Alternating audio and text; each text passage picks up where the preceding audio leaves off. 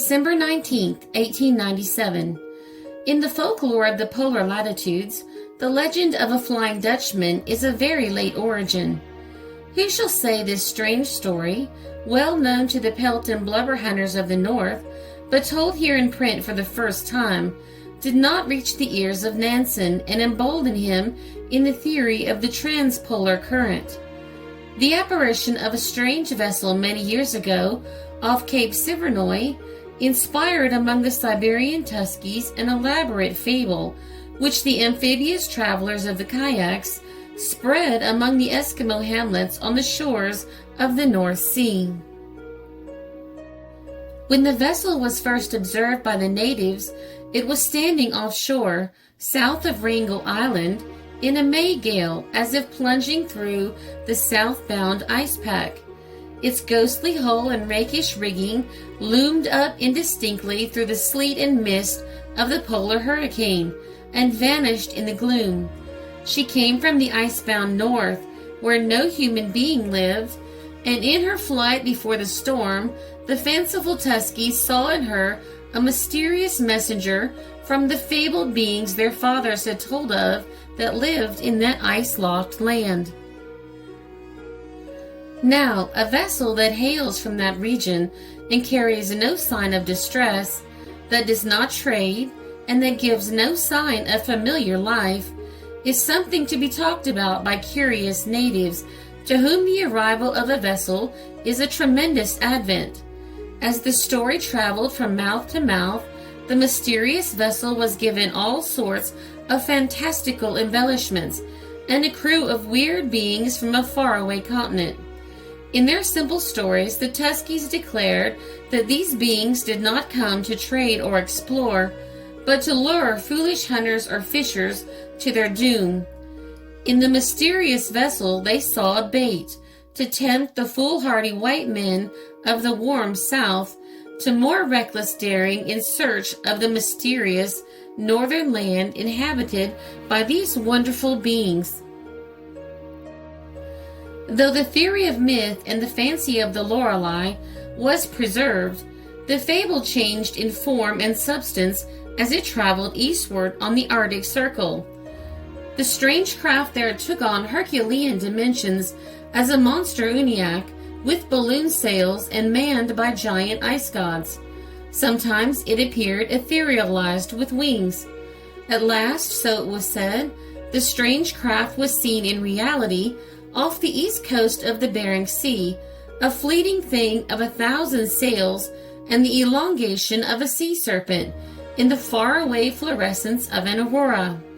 Hanging over it in the polar heavens was a crown of tremendous rays. The stars fluttered, the dazzling prisms dissolved into phosphorescent whiteness, and then the specter sped away into the abysmal blackness of the horizon. Once the marvel was reported to have been observed off Herschel Island, like a speck on the remote fringe of the winter pack, flying before a southwester for the pole. Another time the natives of Prince of Wales Island testified to having caught sight of this fabled flying Eskimo skimming into the south. They watched diligently for its reappearance, but in vain. It disappeared again in the direction of the pole whence it came. The hard-headed, incredulous old whalers had a hard time making anything tangible out of these fables of a flying Eskimo ghost ship, or whatever phenomenon or ordinary thing the Indians had seen. Even those among the superstitious sailors who were prone to believe almost any tale of mystery concerning the sea could hardly accept the yarn of a sea serpent ship navigated by a crew of natives from a land at the North Pole. But the closer the whalers questioned the excited and talkative natives, the clearer it became that they had seen a mysterious craft of some kind, and that they really had some foundation for their wild stories. The natives at Belcher Point, said Jim Wheeler, an intelligent New England whaler who was out with the fleet of 1888, were sure that this ghost ship was some sort of messenger from the other world. They conceived the place to be an island paradise at the polar center, reserved for the good and great Eskimos and governed by strange Eskimo spirits. Their idea was that some terrible catastrophe was about to visit the world, a kind of universal shake-up. At the same time, farther to the east, the natives believed the queer ship was, well, a hallucination, a device of fiendish spirits of the polar region to entice explorers and hunters to their deaths. This new tradition of theirs about the ghost ship that always appeared beating through the ice pack they accepted with keen delight. It is almost too bad the vessel didn't tie up at the pole before it made the last voyage out that wrecked an Indian story that might have given birth to no end of interesting fables and mythical literature. Here is the true story of this mysterious ghost ship, or flying Eskimo, that has been puzzling the northern whalers and wandering Eskimo for years past. One fair June day, the few Americans who had wintered in the far northern settlements of natives at Cape Smith were astonished to see approaching on the distant western sea and in the path of the spring ice floes a little speck which at first they took for an approaching steamer. The Arctic jam was just breaking, and it was remarkably early for such an arrival. Expectantly and speculatively, the daring visitor watched until it loomed up, apparently under fore and aft sails and with jibs and staysails set. When within about 10 miles, however, it was plain that the vessel was a partly dismantled bark set firmly in a ragged field of ice, which was moving eastward at the rate of 5 or 6 miles an hour. There was no signal of distress flying. The Americans on shore discharged their firearms without attracting any notice from those on board. The Americans on shore soon felt certain that the luckless crew must have met with some terrible disaster. To a man, they believed that the strange vessel was the floating remnant of luckless whalers caught in the ice pack the previous fall. No time was lost in jumping into kayaks and putting off to the derelict. From the ice rim, it was 3 miles across the field to the bark. Once on board, the rescuers found her to be the whaler Young Phoenix of San Francisco. A hurried search was made, but nothing ghastly or ghostly was discovered, nothing but deep scars and wrenched furnishings that showed the terrible storms and voyaging the vessel had gone through. The mizzenmast and jib boom were gone. To the fore and aft yards, small tatters and shreds of sail were still hanging. Her hold was half filled with frozen water. No doubt this solid cargo of ice was all that carried her hull safely through the jams and grindings of the battling ice packs. The searchers looked up her story and found that on her last trip, this tattered and battered derelict had been pursuing her lonesome patrol of the Arctic Ocean. It is considered as entirely likely by experienced whalers that she may have floated across or very near the pole, in her circuit from the American to the Asiatic coast. Could she have spoken, what a narrative of the polar mystery she might have told. But her eccentric journeyings were not at an end. While the curious visitors from Cape Smith were rummaging in her cabins, the ice field in which the vessel was locked swung away from the coast, and the lonely derelict took up her travels again towards the distant pole. The visitors took away such instruments and portable things as were still serviceable, and left her amid the drifting ice field 30 miles at sea. They had drifted 20 miles while they were on board of her. The last seen of the Young Phoenix that summer was when she disappeared at nightfall into the dim and distant north. The following year, Captain Warren of the Triton, since crushed to death against the Belvedere loggerhead by a whale, overhauled the Young Phoenix in an ice floe on her last reported trip from the north. He took from her some chain and other materials. In the intervening years, her apparition has not been spoken of. Is she at the bottom of the Arctic, or harbored permanently in the farthest northern ice, lodged in the crystallized paradise of the Eskimo?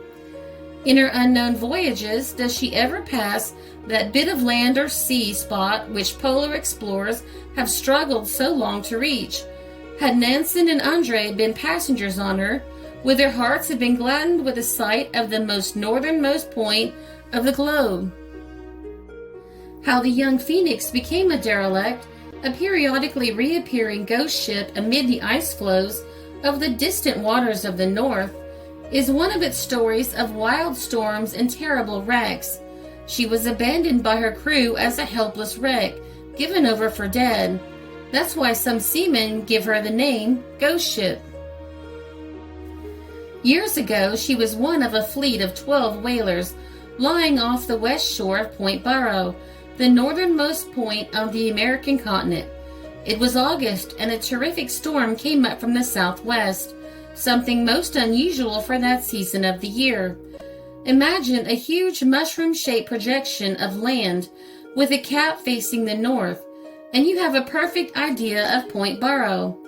On both sides of the stem and between the crown of the point and the outlying sand shoals is excellent harborage, though of course the safest of the three places is under that part of the crown which happens to be leeward of a storm. What is known as a lagoon or anchorage against southwest storms is on the east side of the stem of land. When this memorable August hurricane swept out of a clear southern sky, the whaling fleet promptly scampered around to leeward between the crown of the point and the shoals and cast anchor. The fury of the storm was so increased that the young Phoenix, the Mary and Susan, the Fleet Wing, and the Jane Grey dragged their anchors. The Jane Grey, a fine schooner, was picked up bodily by the giant waves and smashed completely to pieces. Her crew were saved by great good luck and heroism. The Mary and Susan and the Fleet Wing were stranded on the shoals. The rest of the fleet slipped cables and put to sea. The young Phoenix, in striking the shoal stern on, lost her rudder. She broached to, collided with the bounding billow, and carried away the foreyard and boats of the latter. The young Phoenix lost her flying jib boom in the crash. The ships then separated, the young Phoenix, without her rudder, scurrying northward on the port tack. Every effort was made by the crew to wear round. The mizzenmast was cut away, and all sail made forward, but without effect. By this time she had worked herself far offshore and was beating into heavy ice. In this terrible mess, the crew saw nothing else to do but abandon the fated vessel. At 2 o'clock in the morning, the tempest still raging, the crew tumbled into the small boats. They were rescued at daylight by the steam bark Orca. The abandoned young Phoenix drifted poleward before the driving storm, and that's the last the whalers saw of her that season. And that is the way she began her unrecorded and mysterious travels in unexplored North Seas. Her remarkable drifting sense goes far to prove the correctness of Nansen's theory that the Arctic Ocean is a wide river having a current that sets poleward, and that a vessel capable of withstanding the force of the ice pack might in time be borne across the pole station. Some mariners argue that Nansen may be in error in assuming that this polar drift does not touch any part of the American continent. Captain Elwood S. West of the Horatio, who witnessed the Point Barrow disaster when the abandoned vessel disappeared in the north, has very decided opinions on the subject. The captain is exceptionally intelligent. Moreover, he is a close student of Arctic exploration. When the young Phoenix passed northward in the ice, and later driftings when she followed the same track after having been boarded off Cape Smyth, she coursed along the 160th meridian. The distance she drifted in and out of the ice packs, and the question as to whether she is imprisoned in a crush of ice now moving across the pole that will eventually drift out on the Spitsbergen side, are subjects of speculation. Captain West's observations convince him that a strong polar current, practically from spring to fall, courses from the break of the American continent at Point Barrow due north. He believes that if taken advantage of in some fortunate season, when this side of the Arctic Ocean is exceptionally open, a condition which occurs once in every 4 or 5 years, a vessel built on lines similar to those of the Fram could penetrate to a point where the winter setback of the current would affect her so little that in another year or two she could make across or closely past the pole. In other words, the polar current has no continuous set, but follows the course to and fro between the American coast and the pole. During the lesser number of months in the year, when the ice pack is heaviest, it moves with the course of the wind, which is southwest. This might be described as the setback from the pole. The remainder of the year, including the open season, the current and ice drift much more rapid than, are governed by an unvarying southwest wind which blows on to the pole. The young Phoenix has gone north at least 3 times on this current, after having been beaten back 2 seasons below the 70th parallel. As her hold is solid with frozen water, it is not improbable that having finally voyaged north in one of the exceptionally open years, she has passed the line of the reactive tides and is now wedged in the mass that is slowly crunching over the pole and south on the Atlantic side. Will Atlantic mariners be the ones to catch the next glimpse of this wandering ghost ship?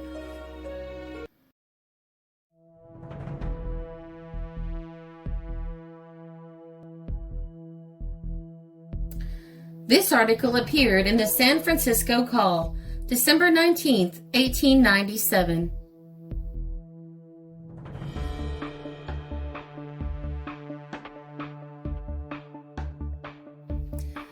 This is a Country Road production because history is fascinating.